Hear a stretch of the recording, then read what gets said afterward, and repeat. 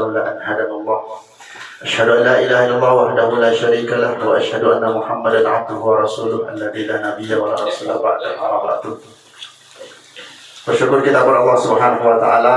Alhamdulillah pada kesempatan ini di tempat yang insyaallah diberkahi oleh Allah Subhanahu wa taala kita bisa berkumpul bersilaturahmi di tempat yang insyaallah yang diberkahi oleh Allah. Berselawat kepada Rasulullah SAW sebagai uswah kedua teladan kita semua, sebagai orang yang menjadi garda terdepan menegakkan kalimat Allah, berjuang di dalam agama Allah, sehingga alhamdulillah pada kesempatan ini kita bisa merasakan hasil pada perjuangan beliau.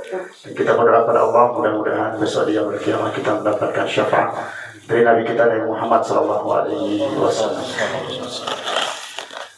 Yang sama-sama kita hormati Ketua Umum Dewan Dakwah Pusat Dr. Adian Husaini MSI. Alhamdulillah beliau sudah hadir bersama kita. Ini kali yang kedua beliau hadir di Aqabah.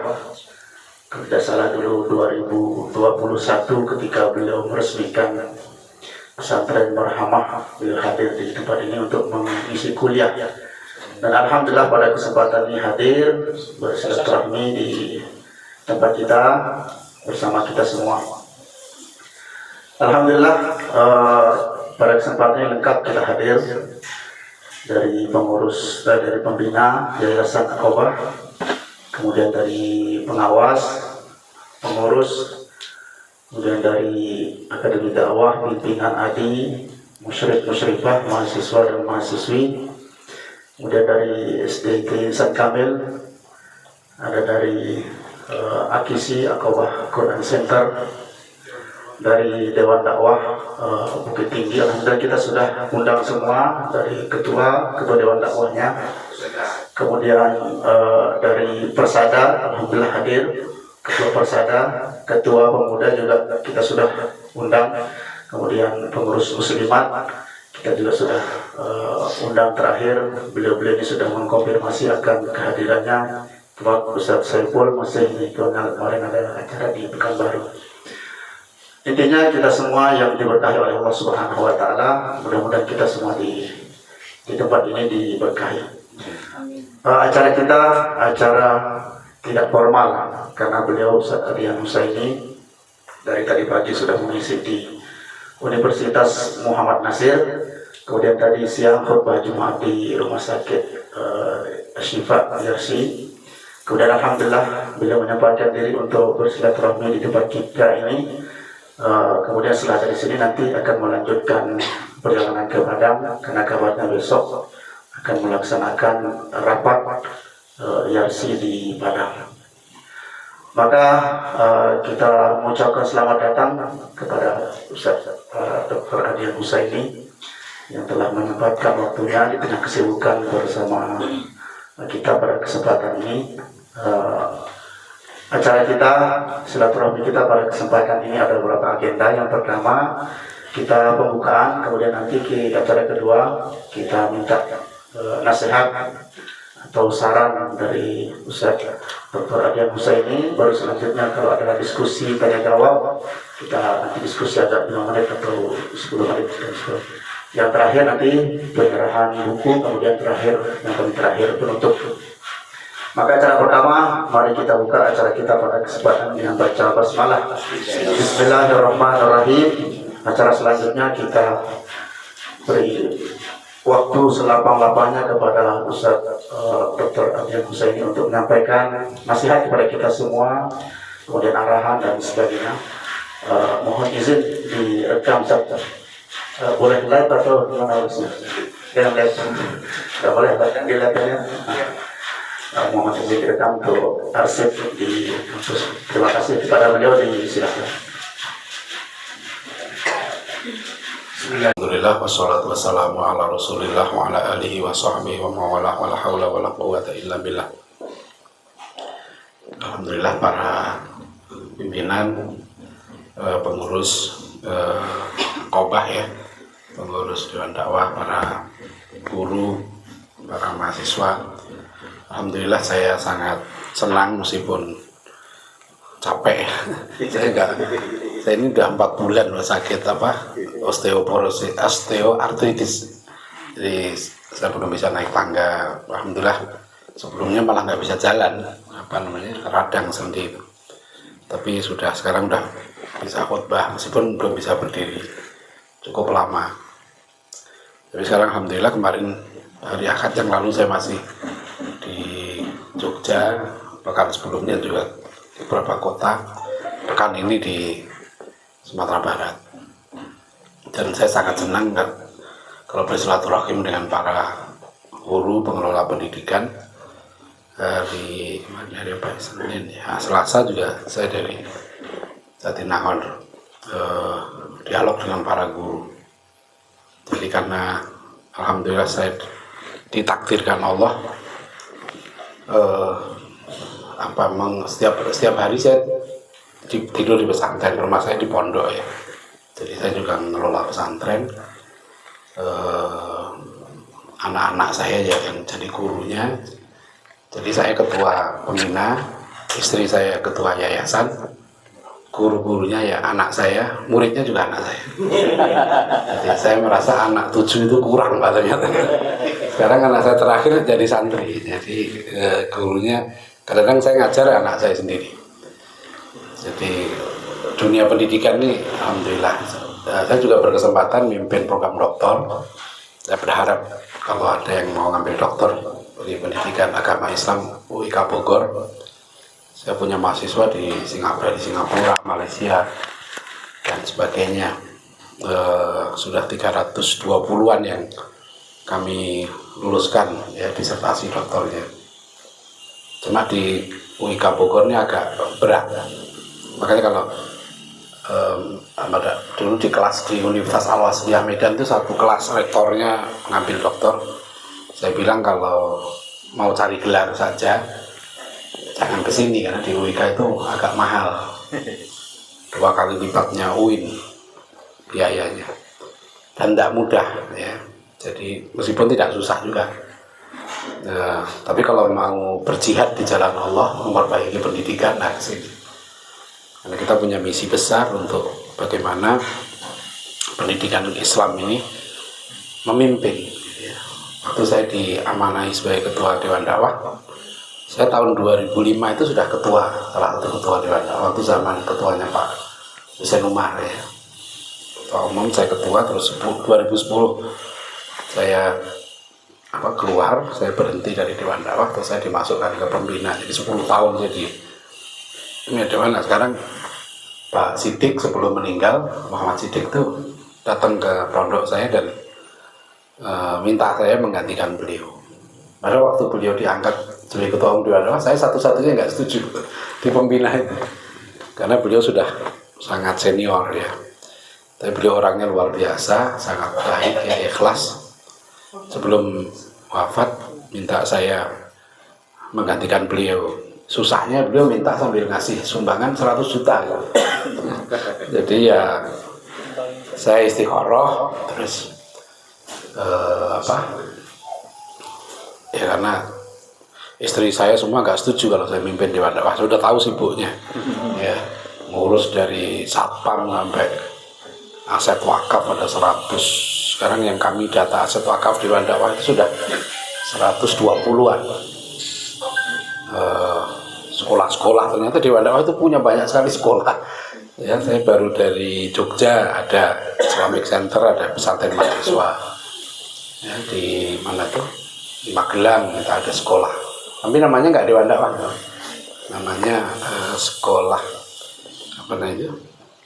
Firdaus ya, yayasannya Ruhul Islam. Jadi sekarang saya ketua pembina, tapi namanya Yayasan Ruhul Islam. Terus di Semarang ya ada Yayasan Pendidikan Islam Tembalang, itu juga. Jadi Pak Nasir ini luar biasa. Saya dari Aceh sampai ke Maluku ya, Masya Allah ya, seperti Yarsi lah ya. Di Bogor aja ada 6 lembaga serumput ya, yang didirikan Pak Nasir juga dengan Pak Soleh itu. Dewan Dakwah, UIK Bogor, Pesantren Darul Falah, Rumah Sakit Islam Bogor, Bank Amanah Umat. ya PKS PPI ada 6. Jadi kami ada grup lembaga serumpun gitu. Nah di Pekanbaru ada 10 lembaga serumpun. Jadi saya bilang ke teman-teman, Masyumi itu gak gagal, besar sekali. Cuma memang di partai politik formalnya, apalagi yang Masyumi sekarang, yang Pak Abdullah Mahwa belum bisa ikut pemilu, namanya Masyumi kan, partai Masyumi. Sekarang pecah-pecah semua nih di partai politik. Bulan Bintang lah, udah kecil, pecah lagi, ya. Ada lagi Partai Umat, ya, Masyumi. Pokoknya itu semua keluarga besar Dewan Dakwah nih. Dan semua saya udah ketemu semua, datang gitu, ya. Makanya kayak dulu saya bikin surat, nggak boleh merangkap gitu. Saya dimarahin sama senior. Kan Pak Nasir juga berpolitik. Enggak, saya bilang bukan nggak berpolitik. Saya itu ingin kita itu serius. Ya, kalau antum di partai, antum kerja 24 jam aja belum tentu menang, apalagi sambilan. Jadi antum nanti di partai juga nggak menang, di Dewan Dakwah juga nggak apa-apain gitu. Nah, ini kerjaan kita ini begitu soalnya, asal pasang nama aja di mana-mana. Ya, akhirnya nggak, ini ya kalah, ini juga nggak jadi gitu kan. Jadi ngapain? Nah itu fakta nih akhirnya sekarang. Jadi sekarang saya bikin ini aturan. Ya, ini kalau ada yang ketua Dewan Dakwah nih ada beberapa provinsi kan, saya kasih syarat sekarang. Yang mimpin Dewan Dakwah 5 syaratnya. 1 pinter, 2 bener, nggak sesat ini. 3 seger, nggak sakit. Ya, 4 kober. Kober itu enggak, bahasa Jawa kober itu punya waktu. Ya, jadi jangan dia tokoh sibuk nggak punya waktu, enggak lah. Mending kita pilih yang nggak terkenal, tapi punya waktu. Ya. Nah, yang ke-5 sober, harus sabar, banyak berantemnya di dalam. Biasalah di semua ormas juga begitu. Ya, mana-mana. Jadi para ustadz semua. Nah, sekarang khusus untuk pendidikan ya. Jadi saya alhamdulillah kemarin saya baca, kan saya dikasih buku apa sih yang mau terbit tuh, alumni ya, buku KBHA dari Pak Amlir kalau saya dapat. Kemarin alhamdulillah saya itu salah bandara, bukan salah pesawat, salah bandara. Harusnya tiket saya lewat Halim, saya ke Cengkareng, nggak ngerti kenapa. Akhirnya saya beli tiket baru lah, karena ke Halim juga pesawatnya udah kabur. Saya balik ke Cengkareng lagi beli tiket.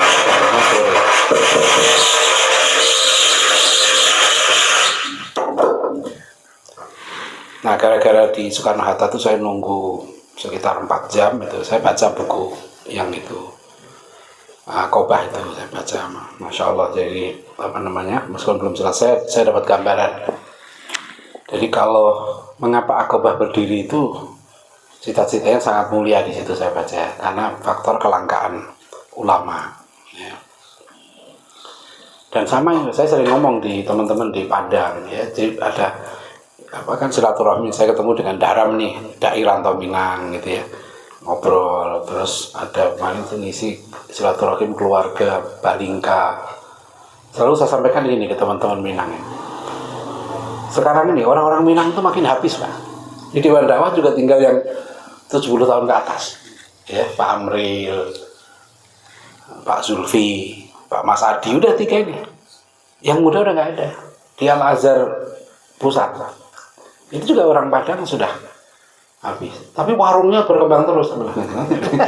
Sampai ke pelosok-pelosok sekarang ini, itu warung Padang itu berdiri terus, hebat itu.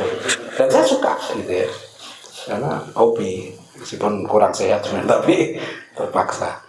Nah, saya sering tanya di Al-Azhar, saya tanya, kan saya sering khotib, apa Al-Azhar punya nggak program untuk melahirkan Buya Hamka lagi? Enggak. Terutama di Dewan Dakwah juga saya tanya, punya nggak Dewan Dakwah program melahirkan Muhammad Nasir lagi? Nah, banyak orang berpikir bahwa Buya Hamka, Pak Nasir dan lain-lain itu adalah produk sejarah. Artinya dia produk di zamannya, yang kita nggak bisa lagi melahirkan manusia-manusia seperti Muhammad Nasir, Buya Hamka ini. Kan saya udah tulis buku tuh. Waalaikumsalam warahmatullahi wabarakatuh. Waalaikumsalam.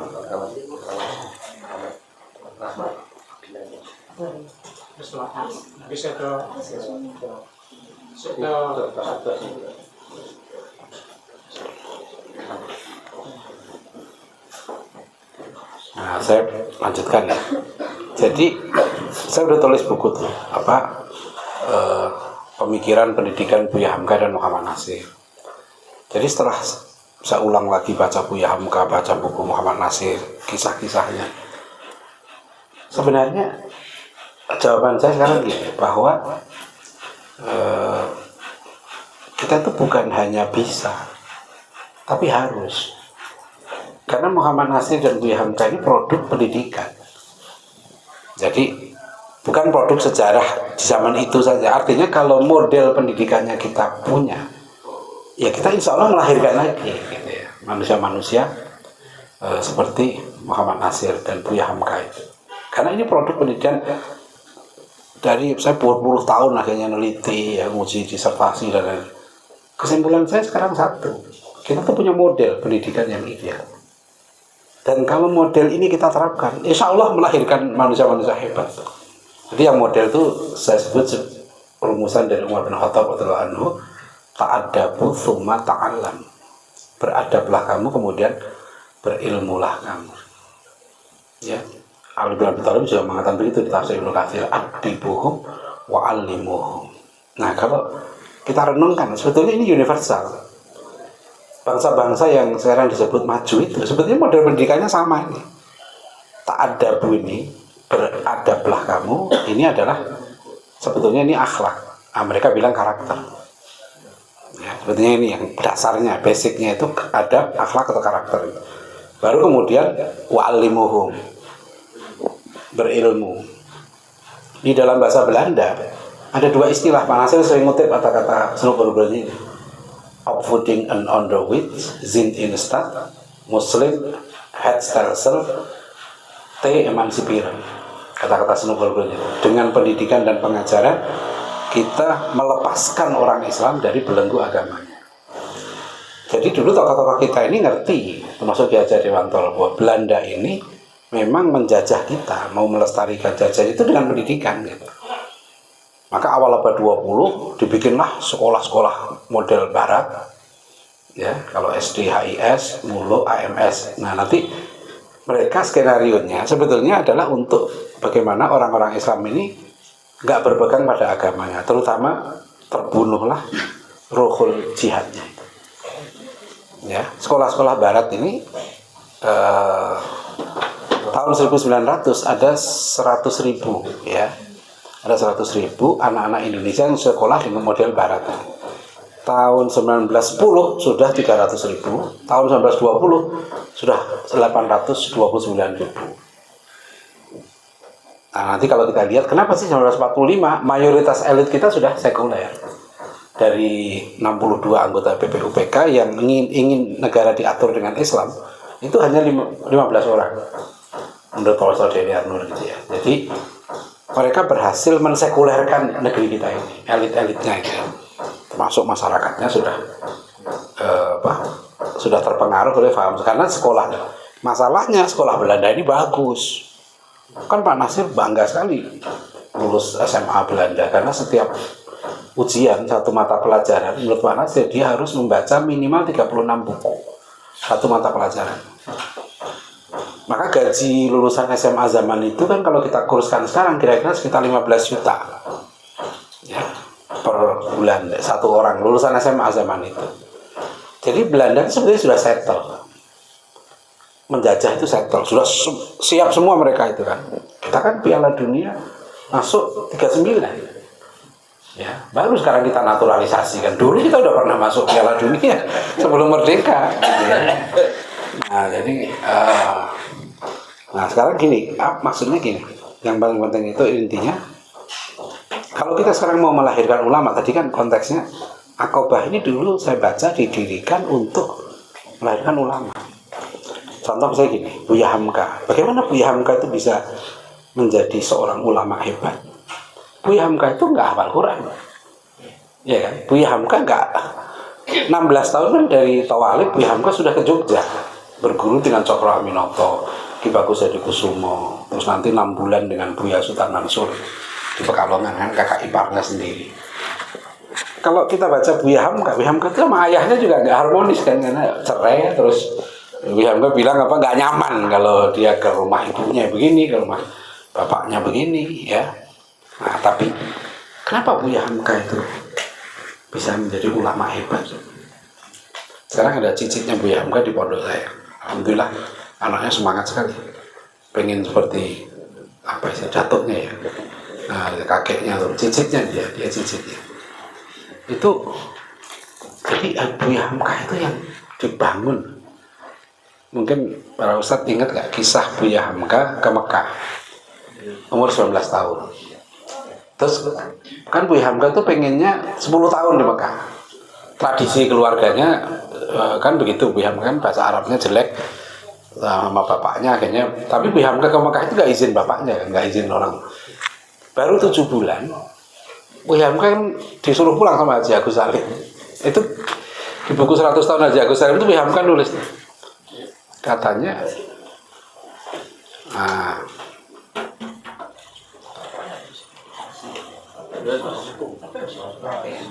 Hai, Pak Dokter. Ya, Pak Dokter. Masya Allah. Coba cerita. Ini untuk ulama ya tema ini ya. Jadi menarik, Buya Hamka itu bilang gini, saya itu disuruh pulang oleh Haji Agus Salim baru 7 bulan. Kata Haji Agus Salim, kamu jadi ulama itu pulang, bukan di sini tempatnya. Kalau kamu 20 tahun di Mekah, pulang kamu jadi tukang baca doa. Itu kata-kata Buya Hamka itu tulisannya. Kamu pulang akan jadi tukang baca doa. Kucing kata Haji Agus Salim itu ditaruh di Mekah 20 tahun tetap ngeong. Saya itu merenungkan ini lama tuh apa ya. Dan Buya Hamka kemudian berterima kasih kepada nasihat Haji Agus Salim itu waktu beliau ke Sabah. Di Sabah itu beliau ketemu dengan ulama, tuan guru lah di Malaysia yang tukang baca doa. Terus ditanya sama Buya Hamka, cikgu berapa tahun di Mekah? 20 tahun. Oh, kata Buya Hamka, bener tuh Haji Agus Salim, saya disuruh pulang. Lama-lama. Tapi saya pikir itu nasihat hanya khusus untuk Buya Hamka. Gitu. Sebab nanti Haji Agus Salim ini unik sekali. Pak Nasir pun, Pak Nasir kan nyebut gurunya 3. Pak Hasan, Haji Agus Salim, Syekh Surkati. Ini guru utamanya kata Pak Nasir. Nah, Pak Nasir kan diwawancara. Gimana Pak Nasir kok bisa jadi pemimpin tuh? Saya itu dididik oleh Haji Agus Salim. Kan sering ke rumah. Contohnya gimana? Pak Nasir mencontohkan gini. Haji Agus Salim itu kami sering datang ke beliau. Pak Nasir ini kan 20 tahun sudah mimpin Young Islamic Board. 20 tahun itu dia sudah jadi ketua organisasi. 24 tahun Pak Nasir mendirikan Pendis. Ya, tahun 1932. 10 tahun kemudian sekolahnya bubar. Dari 10 anak menjadi 200 muridnya Pak Nasir itu. Itu menarik Pendis itu. Sudah jadi disertasi doktor. Ditulis di UIJ ada disertasi tentang Pendisnya Pak Nasir. Hanya yang saya pikir Pak Nasir itu 20 tahun memimpin organisasi, 24 tahun sudah berani mendirikan sekolah. Ya, nah itu hebatnya beliau. Nah, tapi Pak Nasir itu cerita gini, saya itu datang ke rumah Haji Agus Salim dengan teman-teman, minta nasihat. Tuan, kami punya, masih ingat nggak? Haji Agus Salim lahir tahun berapa? Berapa? 18? Nah, 1884. Pak Nasir lahir 1908. Jadi ada selisih umur Haji Agus Salim Pak Nasir itu 24 tahun. Saya pelajari ini, kenapa Haji Agus Salim itu begitu berpengaruh sampai Bung Karno itu segen. Karena Bung Karno lahir 1901. Jadi waktu nanti di panitia 9 kan saya mencoba mencari siapa sih yang merumuskan kata-kata yang begitu hebat di pembukaan UUD 45. Itu mereka rapat beberapa hari di rumah Bung Karno. Kan 1 Juni Bung Karno pidato. Terus setelah itu debat macam-macam sekuler Islam kan. Nah Bung Karno itu inisiatif bikin panitia 9 itu. Nah, itu hebatnya Bung Karno itu. Bung Karno yang milih namanya, terus rapatnya di rumah Bung Karno. 22 Juni sudah melahirkan Piagam Jakarta. Hanya beberapa hari saja. Yang membuat naskah yang begitu hebat. Saya menduga ini otaknya ini Haji Agus Salim betul. Kan saya bawa santri-santri saya ke rumah Haji Agus Salim, ke rumah cucunya. Saya suka gitu kalau anak-anak itu saya bawa langsung ke rumah tokoh supaya mereka bisa menghayati. Ada saya berharap sekarang cicit Haji Agus Salim, karena ini gak ada yang nerusin ya. Keluarga Haji Agus Salim 100 tahun tuh gak ada yang nerusin.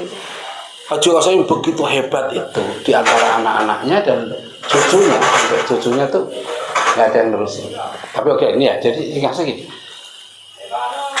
Pak Nasir itu tanya gini, Tuan kami punya masalah nih.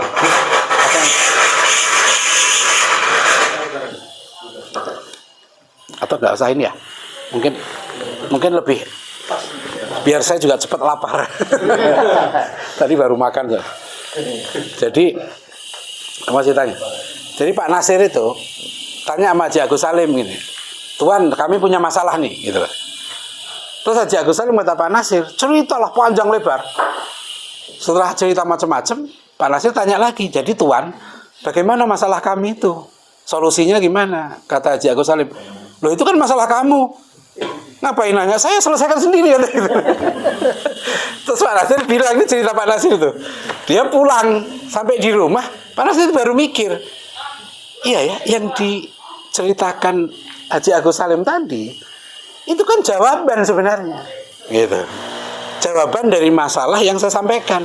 Cuma, nah ini kata Pak Nasir, hebatnya Haji Agus Salim itu, dia itu mendorong kami itu ngambil keputusan sendiri.